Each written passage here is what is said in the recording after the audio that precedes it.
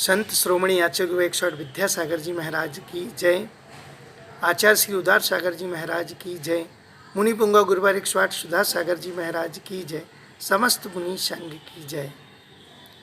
जिनधन प्रवेशिका का स्वाध्याय हम कर रहे हैं, उसमें भाग 2 में आज हम पाठ 13 कर्मबंध की विशेषताएं क्या होती हैं, बहुत ही उपयोगी, सबसे इम्पोर्टेंट, क्योंकि कर्म फल किसी की कृपा से नहीं मिलता है। कर्मों को करने वाला, भोगने वाला मैं ही हूँ और कोई नहीं है। कर्म सिद्धांत अटल श्रद्धा जगाने हेतु कर्मबंध की पूरी विशेषता। कर्म सिद्धांत क्या है, ये पाठ बहुत उपयोगी है। हमें पता है ये कर्म करो इसका फल क्या है, ऐसा कर रहे तो क्या होगा, वैसा कर रहे तो ये सब चीज़ें आज हम इस पाठ के माध्यम से जानेंगे। कर्म अपना क्या, पूरा संसार में जितनी भी परिणति चल रही है सब कर्म की परिणति, किस रूप परिणति चलती है, इसको आज हम बहुत अच्छे से समझेंगे और जानेंगे। सबसे पहले समझते हैं कर्मबंध की विशेषताएं क्या है। कर्मबंध होने की इस विशेषताएं क्या रहती हैं। जीव अपने ही परिणामों से कर्मबंध करता है। मतलब जो भी वर्णन हो रहा है जीव का, वो कोई और निमित्त बन सकता है, लेकिन करना तो करता तो स्वयं है। जैसे परिणाम करेगा वैसे कर्मबंध कर लेगा।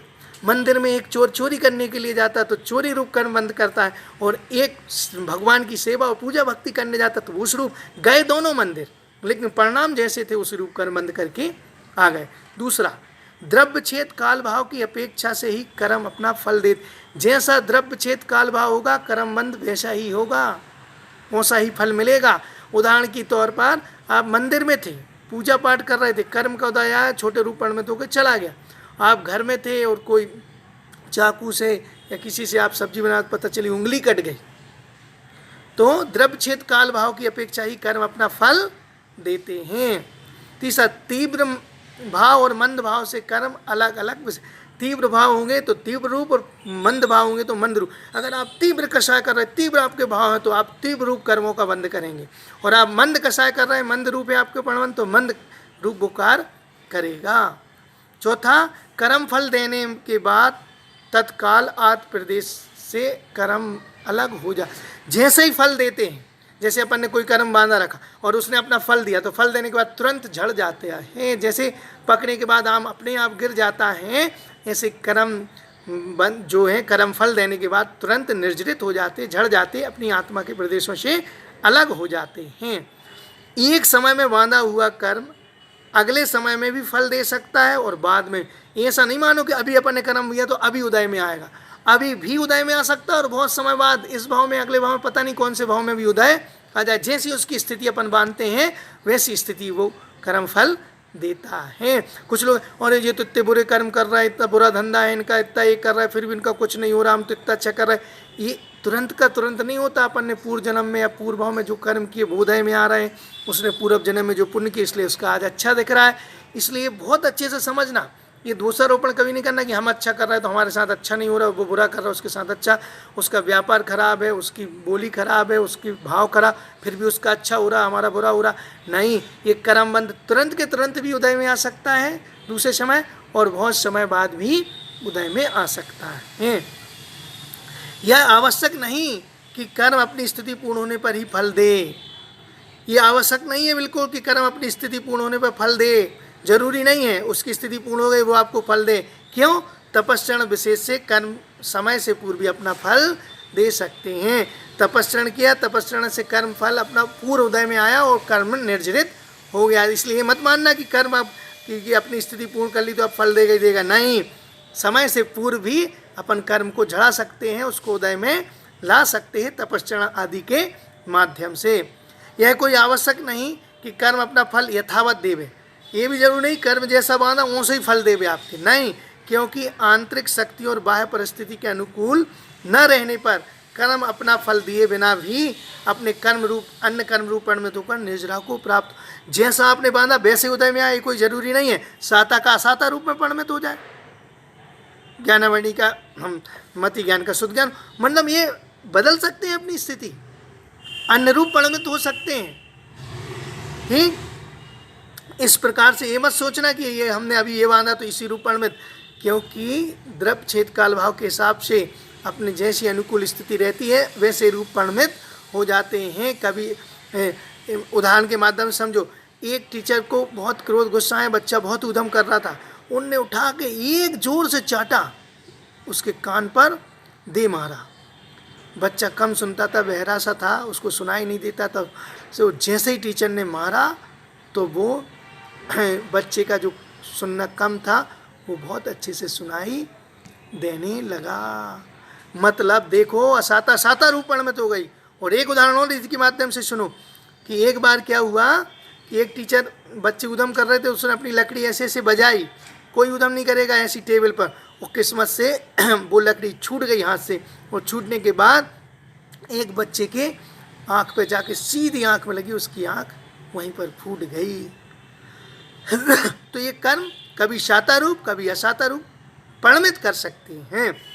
आयु कर्म को छोड़कर संसारी जीव के 7 कर्म प्रति समय बनते रहते हैं। आयु कर्म जीवन में एक बार बने। 8 कर्म होते हैं, ज्ञानामणि, दर्शनामणि, वेदनी, मोहिनी, आयु, नाम, गोत्र, अंतराय।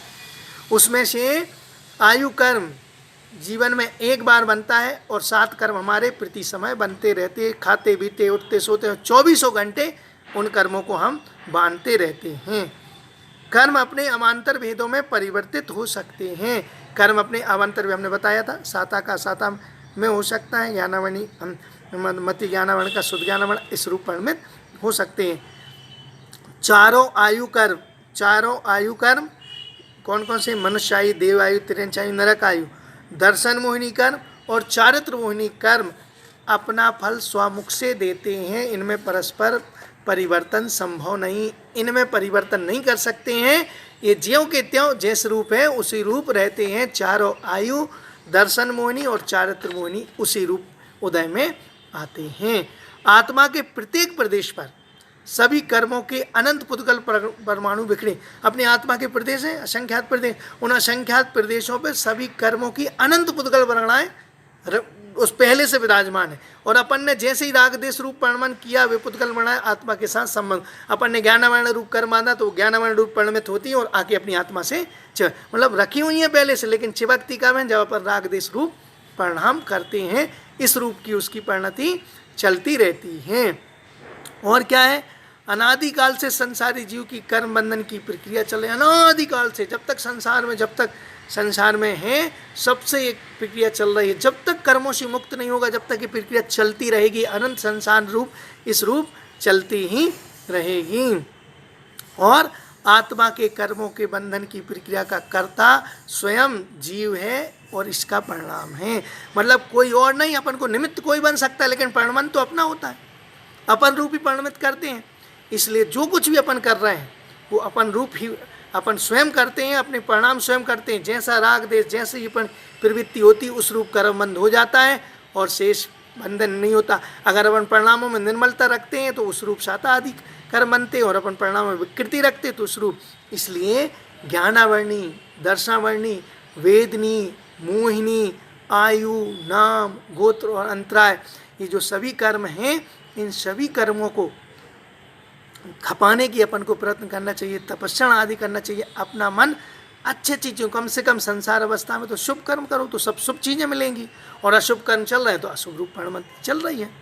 अशुभ रूप परिणति से बचना है तो अपना मन स्वाध्याय में लगाओ, माला में लगाओ, राग देश के प्रपंच, इसकी बुराई उसकी बुराई, इससे और कर्म बंधन, अंत संसार अपना बढ़ता है। मिथ्यात की जितनी चीज़ें उन सबको छोड़ो, तब जाके इस कर्मन की स्थिति से हम बच पाएंगे, छूट पाएंगे। लगे हैं, करे लगे, राग देश मोह में फंसे हुए हैं, तो कर्म बंध की स्थिति चलती चली जाएगी, बढ़ती चली जाएगी, और हम अपना अपना संसार कभी छेद नहीं पाएंगे। मतलब ये तो ऐसा समझ लो, एक कुआं है और कुएं में झिर है। अब वो झिर से पानी आते जा रहा, बंद करने की कोशिश करो कितनी। इसलिए क्या करो, कम से कम जो कुएं में पानी आ रहा, जो झिर रहा, वो शुभ रूप तो पीने के योग्य तो हो। ऐसे अपन जो कर्म कर रहे हैं, करने तो पड़ेंगे अपन को, लेकिन शुभ रूप तो परिणति करें अपन। जब धीरे धीरे शुभ रूप परिणति होगी, जब अशुभ से बचेंगे, जब शुभ में लगेंगे, और शुभ से फिर हम धीरे धीरे उन कर्मों को खपाकर अपनी स्थिति से हम श्रेष्ठ और मंगलमय बन सकते हैं। इस प्रकार से ये कर्म की विशेषता अपन ने जानी। अब इसके कर्म बंध की और बहुत सारी अवस्थाएं होती हैं, उनको अपन अगले पाठ के माध्यम से या अगले वीडियो के माध्यम से समझेंगे। आज अपनी वाणी को यहीं विराम देते हैं। द्वादशांग जिनवाणी माता की जय।